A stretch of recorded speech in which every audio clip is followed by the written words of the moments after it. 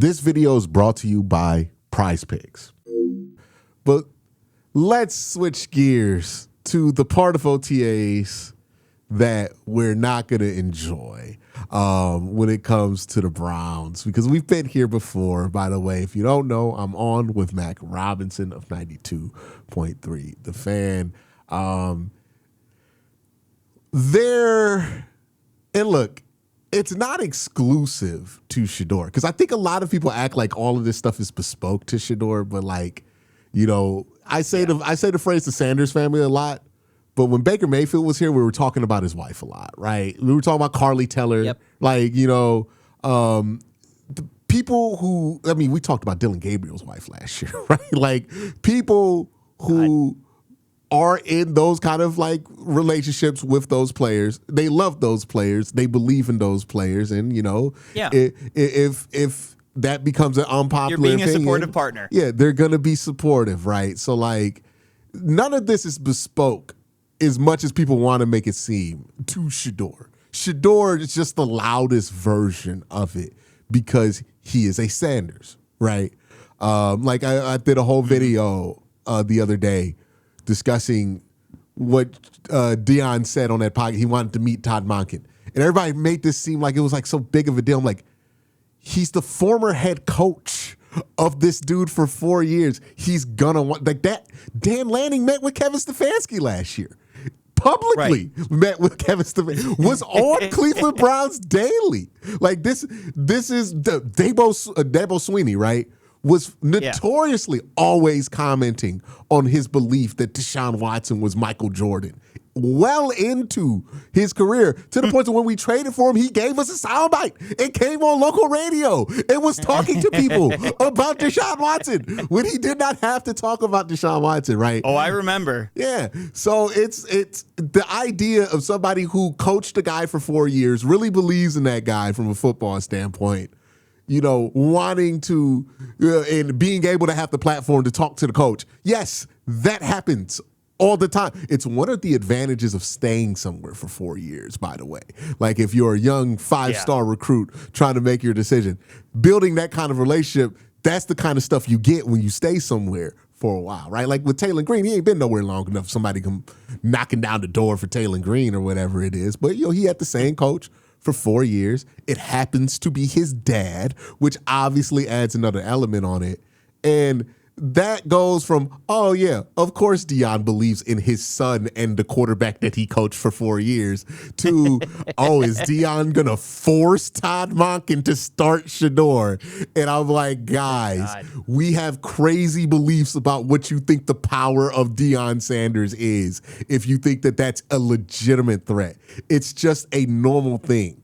But that brings me to the absurdity of the OTAs, the absurdist part of the OTAs, which is the media environment that surrounds it, right? Because nothing anybody individually did there is crazy. How everybody chose to portray it was insane, right? Like, okay, we're gonna go all the way here on this. Like, Deion couldn't prevent his kid from not getting drafted in the first 2 days of the draft, but suddenly he's gonna manipulate Todd Monken into starting him when he doesn't want to, which is nuts to me. Todd's gonna make that decision based on what he sees.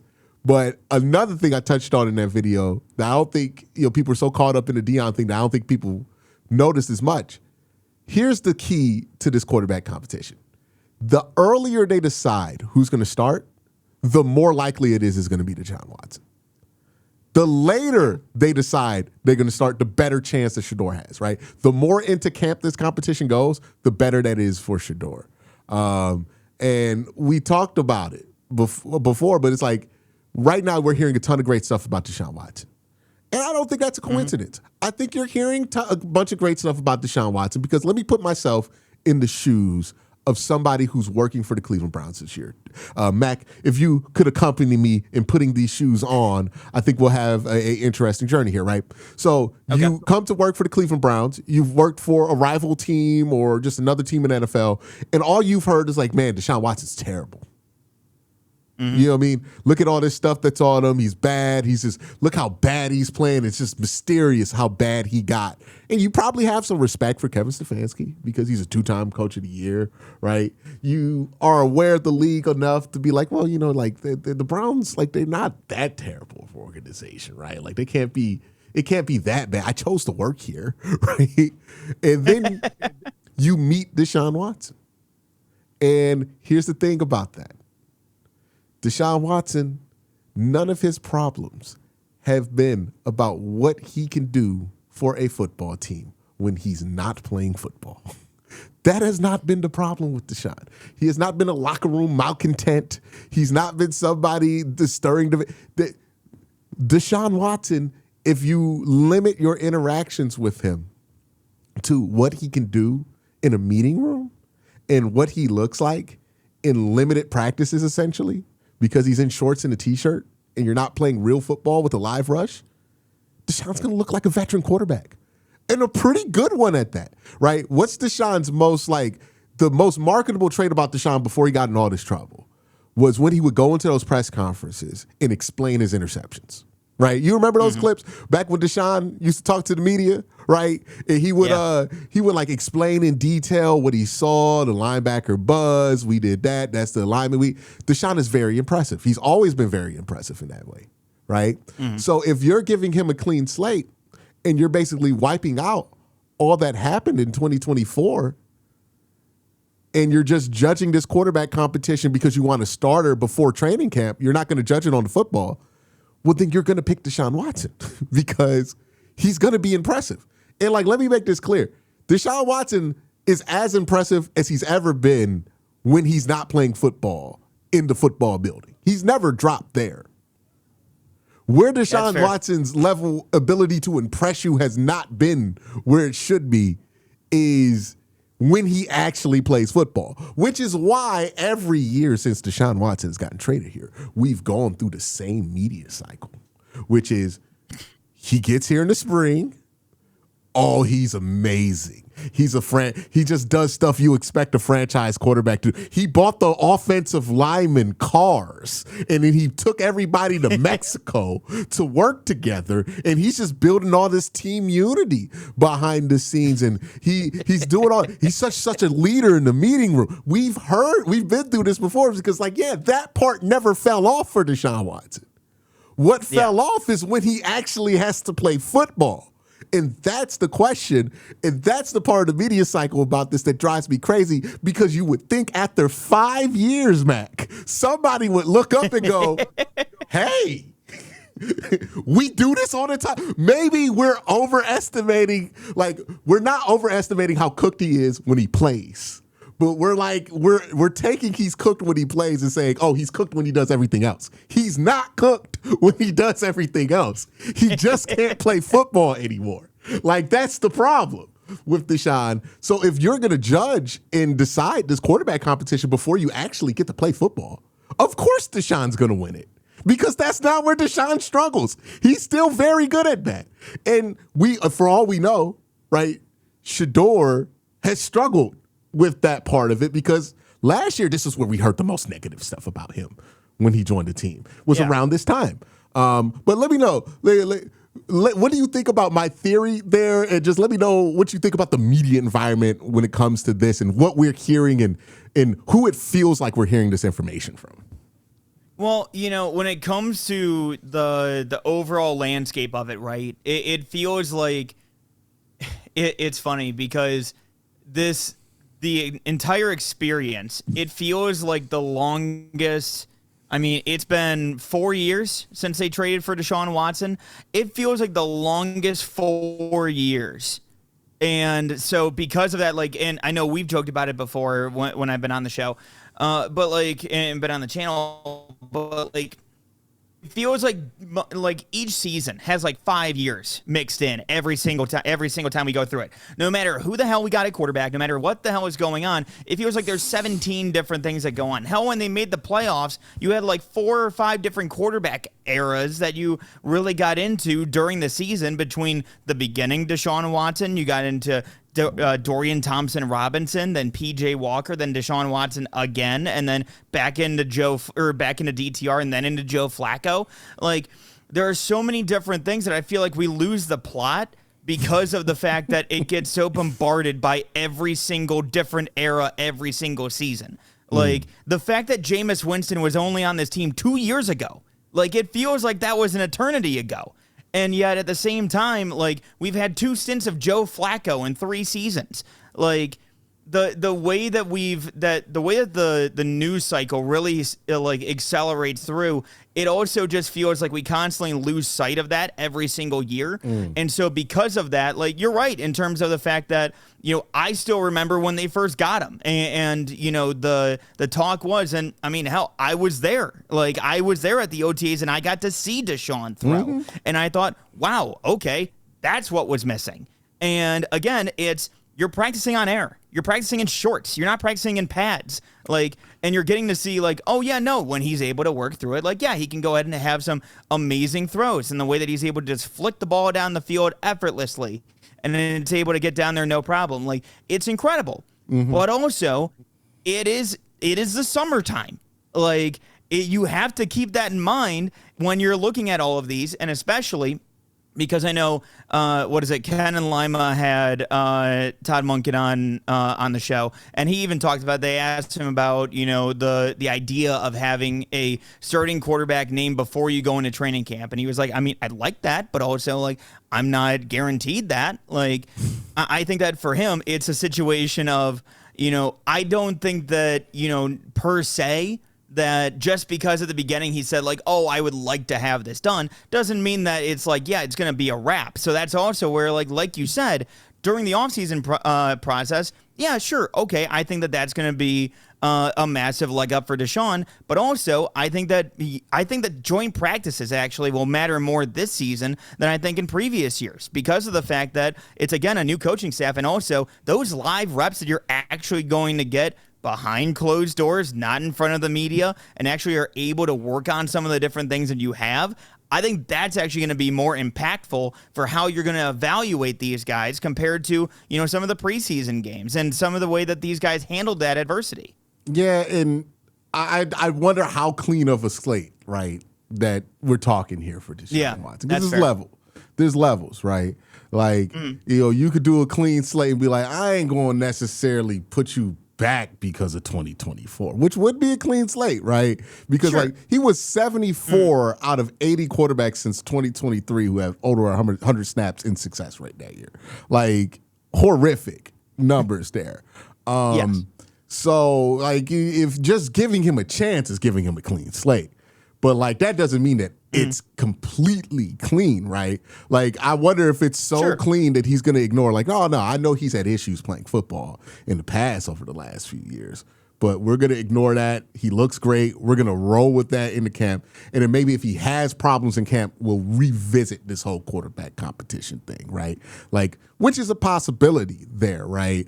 You know, it's never really over until it's actually over. There's also the question of if you even want to be the first quarterback to go out there for the Cleveland Browns. That's a whole nother video for a whole nother day, because, like, I feel like we're especially really ignoring the amount of moving I was going to add in I was going to add in even the fact that, you know, if you do put out Deshaun Watson there early, like, I think we have to look at the schedule and look at the way that it's structured, because if you look at it, out of the first 9 weeks, 6 of those games are on the road, including the first 2 weeks that are going to be in Florida in the first 2 weeks in September.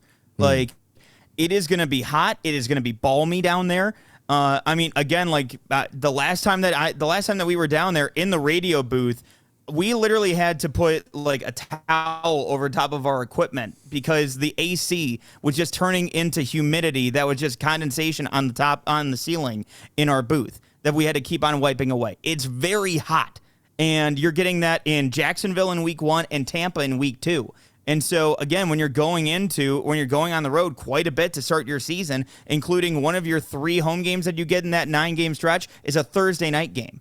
So when you get all of those put together too, it's also, you know, managing the fact that, hey, you know, is this going to be something that, somebody like Shedeur is going to be able to work through and really try to progress as he's trying to build up and try to get into that offense, as well as the fact that, or by comparison, back half of the season when, you have the last road game of that stretch is on November 8th, and you don't play on the road again until December 20th.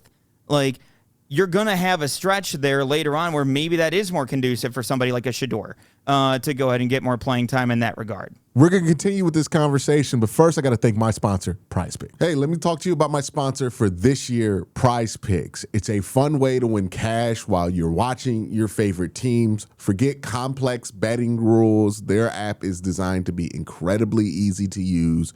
Just pick more or less on a few player stats and lock in your lineup. Speaking of, here are my picks for this upcoming NFL season. They have Myles Garrett at 14 sacks here. I think he will get more than 14 sacks. Joe Burrow at 3,875 passing yards. I think he'll be a 4,000-yard passer. I'm going to go with more. They have Derrick Henry at 1,224 yards. I'm going to go less than that.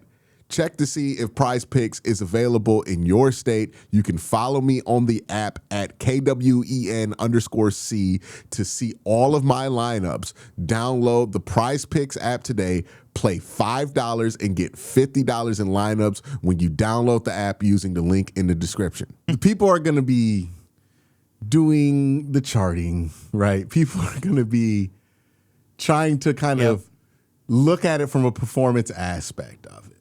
Right. But what I do think is interesting between this whole Watson Shedeur thing is that there's still a lot of institutional support in this. Like, I don't know if this is actually a battle, right? Like this feels too low stakes for there to actually be a battle, right? Because let's keep in mind, the stakes of this quarterback competition are not high. It just is not high. Like, I think we're used to it being high. It's just not high because whoever wins this quarterback competition is guaranteed nothing after week one. And even then, right? So, I mean, hell, we saw it last year with Joe Flacco. Yeah. I mean, he got traded. He bought him a month. Both the guys who were in that competition weren't even on the team come October. So, we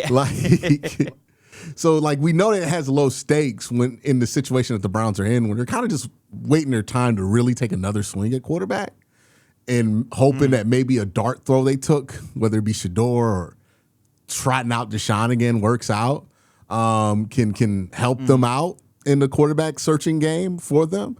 But it's just fascinating to watch this whole thing because it still feels like the guy with the institutional support is Deshaun Watson.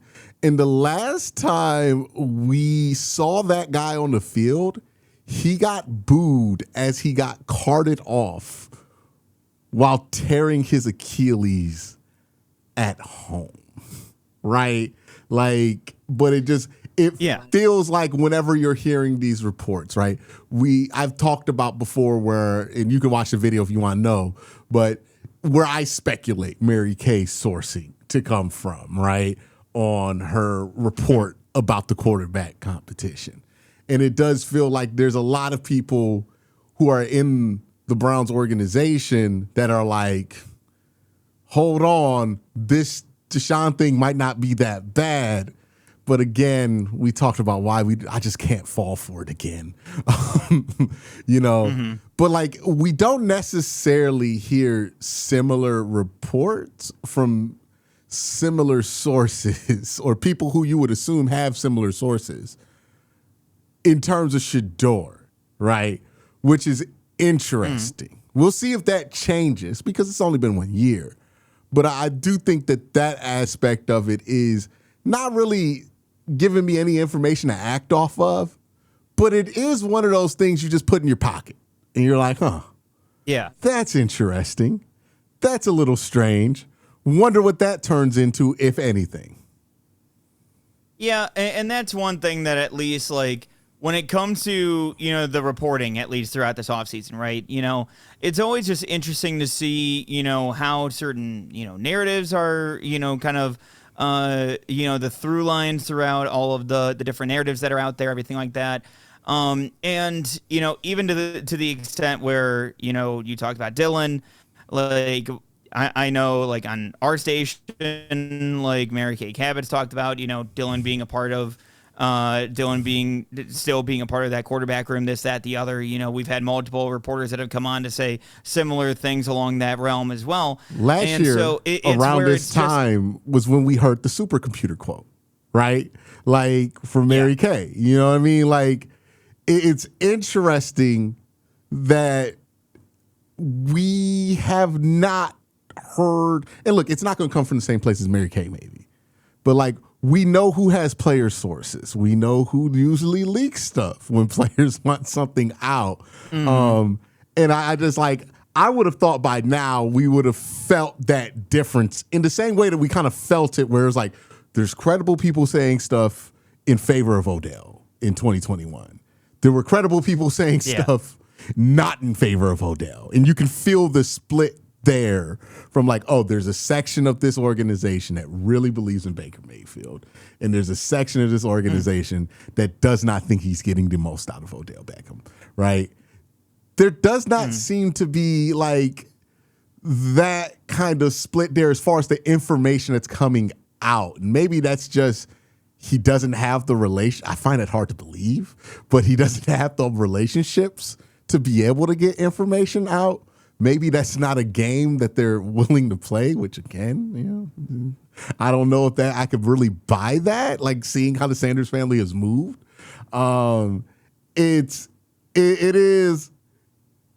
certainly something, right? It maybe they're playing a different game, but I do think it's interesting that all this Deshaun Watson stuff is basically going uncontested right now, which is kind of crazy to me because I feel like if there were anything to contest it, people would have to throw it out there, because how could we let this Deshaun Watson stuff go uncontested? It's ludicrous.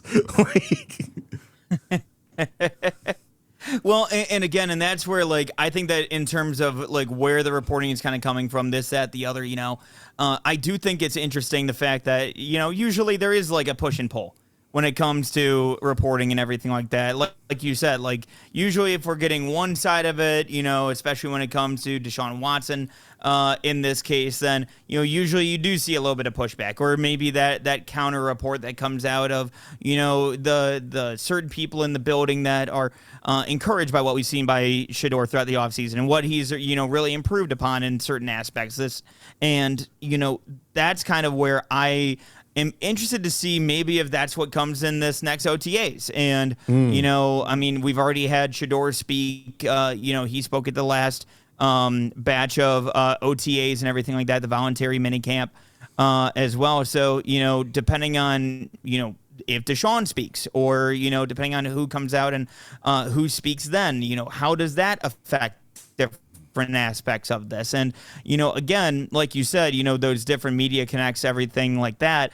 I think that's also another interesting aspect of this, because again, it's seeing how that information kind of trickles out here and there. And like you said, the fact that we've been getting very much, we've been getting a lot of Deshaun Watson information coming out, but we haven't, received much in other camps. We've heard a little bit of Dylan, but like even that was just like, hey, he's still in the quarterback room at this point. And so, in terms of, Shador and, his standing in that quarterback room, I'm interested to see, where, where the next information comes from regarding Shador and regarding some of those reports as well. Yeah, I'm like, is there enthusiasm about him? Like, I think that, I would like to hear that, right? And I say this as somebody who, like, I don't want to go and watch Deshaun Watson play more football in Cleveland, right? Like, my goodwill with him has just been burnt out. And people could judge me for just being honest about that, but that is what it is. Yeah. You know what I mean? I had goodwill for, his first 4 years here. At this point, I make the joke on here, he owes me money, okay? And I don't want to hear from Deshaun until he pays me back. That's how I feel about it, right? So that's just what it is. And if I don't want to watch Deshaun, my best hope is Shador. And it's like, I would love to hear like somebody be a little bit more enthusiastic about, other than like the obvious people who are always enthusiastic about Shedeur.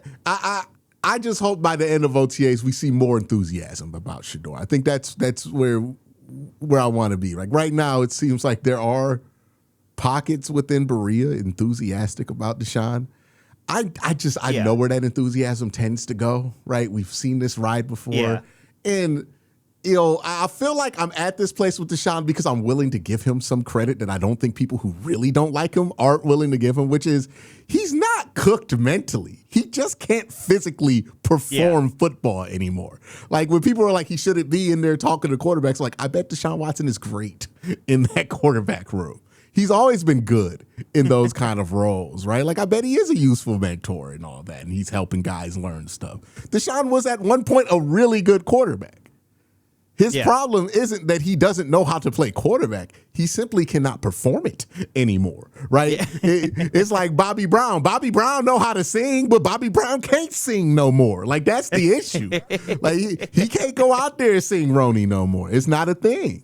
So that's kind of like where I'm sitting, because, like, if the only thing they're trying to sell me is more enthusiasm by the time we get to August about Deshaun Watson, I'm not going to be at a great place with where I think this quarterback room is going to be able to reach. And I would love to be at a better place because I'm so happy about everything else on this team. And I think that's the through line of this team right now. If you don't look at the quarterback position, everything else is like, whoa, I like this. Quincy Junkins. I like a lot of what we have here. Athletic offensive line. Look at that defense. We just added Emmanuel Warren. Now, so we got 3 levels of young guys that we really like in this defense. The wide receiver combination of Casey Concepcion and Denzel Boston, even throwing Jerry Jeudy in there, who had like 1,200 yards 2 years ago with bad quarterback play, right? Like, usually you get credit for that. Like, I like to look at that and I go, there's something here. They could be what the 49ers. They could be what the 49ers have been.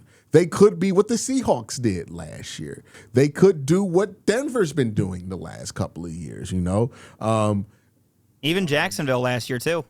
I would say Jacksonville's different because, like, as much as Trevor Lawrence is inconsistent, we haven't been saying Jacksonville's a quarterback away, right? Like we've been assuming Jacksonville has their quarterback, right? But like one of these teams, I more so meant the team that comes out of nowhere that surprises. Yes, I get that. But I'm saying like right now the Cavs can be, the Cavs, but the Browns are in line to be a really good team that just needs one more thing, right? They need that quarterback. They need that star or somebody to emerge at that position that can make the boat not sink, right? And that's what Sam Darnold was able to do. Jalen Hurts in Philadelphia.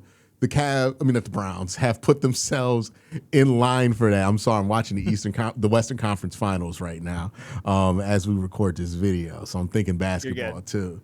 But yeah, that's kind of been where I'm at with this team, where I'm like, I could see it where we win a good amount of games and we're just like, hey, we just need to find somebody to play quarterback, right? And maybe we find some luck there and we could get to a really good place. Or maybe we get surprised by quarterback. And I know some people are trying to sell me that Deshaun's going to surprise us. I just can't buy into that fantasy anymore. I can at least be hopeful that a 5th-round rookie who did not look great his rookie year can improve greatly in the offseason. I can be hopeful that can be the case. And I think that's the outcome that will make me be like, hey, shit might come together this year, right? Because there's stuff to like about Shedeur. And, like, the way he gets talked about is interesting because, like, you can't praise him. Well, some people, you can only praise him, and that's the only valid analysis of Shedeur Sanders that can exist. Other people, if you say anything positive about Shedeur, you're all of a sudden one of those guys, right? And with Shedeur, I'm like, the reality isn't somewhere in the middle of that discourse. It's just disconnected from that discourse, which is there is some talent there. People aren't being realistic about the timeline, and people aren't being honest about what's wrong with his game at this point, right? Which is there's a lot of things that need to be fixed. And the timeline on it is very difficult to fix in just one off season. Because even if you fix the pocket stuff, how he plays the quarterback position needs adjustment because he doesn't make easy decisions when easy decisions are there sometimes, which is the number one thing that gets you in trouble at the quarterback position, especially when you're young. So, yeah, there's a lot there that could be fixed, but there is, like, he makes throws that you're like, yeah, that's a pretty good throw. It's a pretty fun throw to do. He sees things when he breaks the pocket. He's able to, his vision when he does that is pretty spectacular because there were a couple of throws last year where I'm like, oh no, he's not just seeing it, he's envisioning and anticipating a window being open while he's on the go, which is impressive, right?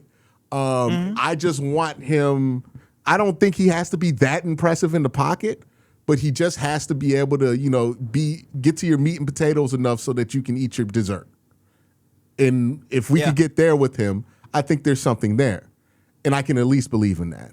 So that's what I'm hopeful for, that we get out this quarterback thing, is that we see some legitimate steam behind somebody other than Deshaun Watson. Because I don't feel good about trying to get people to believe it again. I don't feel good about believing it again. It's the boy who cried wolf at a certain point. I can't do it. I will, if he proves me wrong 3 games in, gladly, I'll be late to that party. I'll be glad I wasn't early. But there's no way I'm showing up, or it's like a Lauryn Hill concert with Deshaun Watson. At some point, you're the fool if you show up right when the ticket is, thinking you about to just get the concert at 7:30. Like, all right, man. Like, how many times he done did this? Now, but what about you? Our final thoughts here on this whole media landscape environment around this quarterback competition and what we hope to just get out of it this year. Yeah, I think that what I find interesting and what I'll be interested to hear coming out of this next batch of the voluntary OTAs, right, is that since it is the first time that we've had, the rookies kind of cross-pollinate with the veterans and everything like that, everybody kind of mixing together, in terms of just the quarterback room, the fact that, you have all of these rookies that constantly, we see the videos on social media every single time where it's, Spencer Fano is in there and he says, what's up to Shador, and all these other guys, like, getting a chance to say hi and everything like that, too. It's always the first meeting, this, that, the other, right? I want to see how that impacts how they play, and how they actually work together in a lot of these different aspects. How does Shador command his huddle? And, like you said, and like we talked about, the amount of reports that kind of come out regarding a lot of these different things and a lot of these different aspects, I think is going to be interesting. And, I think that this is a legitimate shot for Shador to really kind of showcase himself a little bit here. That, again, we see these reports about Deshaun taking a step and, being the guy that's, in front at least early on, even though it's all meetings. And again, like, getting a chance to see, like, hey, let's see if Shador's play can push back against a lot of the reports that we've seen so far. Yeah. I hope that, similar to what he did in camp last year, where it's like, okay, you're hearing these reports, but then you watch him out there in practice, you're like, he must not be that behind, right? Like, there's clearly some things that are obviously positive about his game. Then maybe he's not the kind of guy at this point in his career that's going to be the most amazing, in the classroom, but maybe there's something there with him. But yeah, certainly you want to get to a point to where you can feel some, like, earned optimism with him. Kind of how we felt like I want to feel like how we did after that first preseason game. Longer. Okay. Right. Like, if we can maintain where the feeling about Shador was there and we're rolling into the season with that, win, lose, or draw, I feel much better about that than, just doing the whole Deshaun Watson ride again.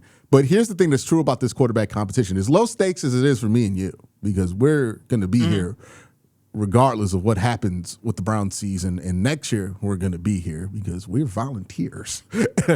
We choose to be here, right? For Shador and and Deshaun Watson, this is legitimately the best chance that both of these guys are going to get it starting for a little while here, right? Like, if Deshaun does not roll and take this starting opportunity and he doesn't blow people away, he's not going to get an opportunity to start again in the NFL. Like, I think people aren't accepting this, but it's like it's absolutely reality. If he goes out there and lays an egg, the Kevin Stefanski excuse is gone. The this ain't my offense excuse is gone, and he's just done. He's not going to play in the league anymore.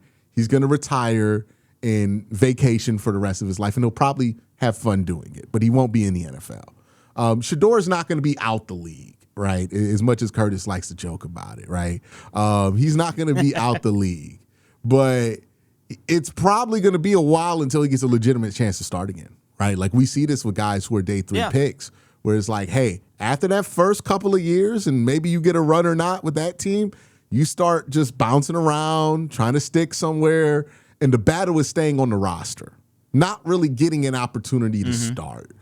Maybe immediately after you're done with that first team, you might get a chance to start, but usually it could be 4 or 5 years again before you get a real opportunity. We've seen guys like Geno Smith who are second-round picks, and it took Geno like 10 years to get another opportunity. You know, another guy, Trey Lance hasn't gotten another legit opportunity since the day he left San Francisco.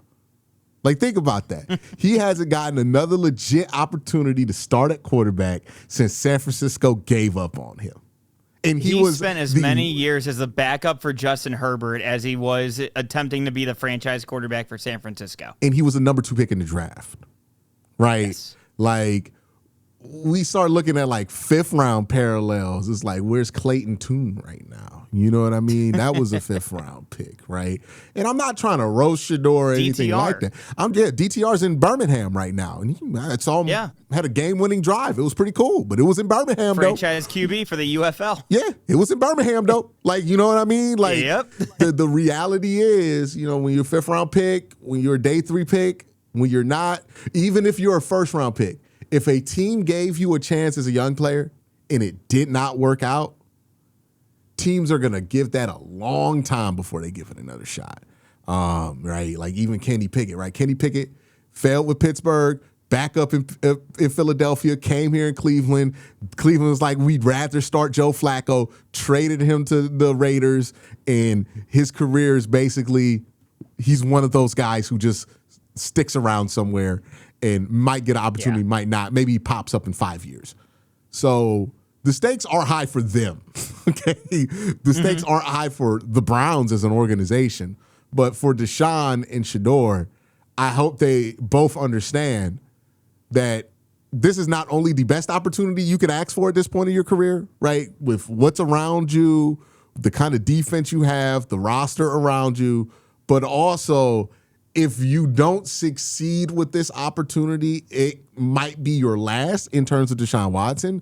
In terms of Shador, it's going to be your last opportunity that feels guaranteed to you. That feels like it's just going to be not handed to you, but you were in line for it, right? You're going to have to go back to within reach. You're going to have to go back to the back of the line, and that might be with a different team or a different head coach or whatever it's going to be, and you're going to have to see how you fared there, right?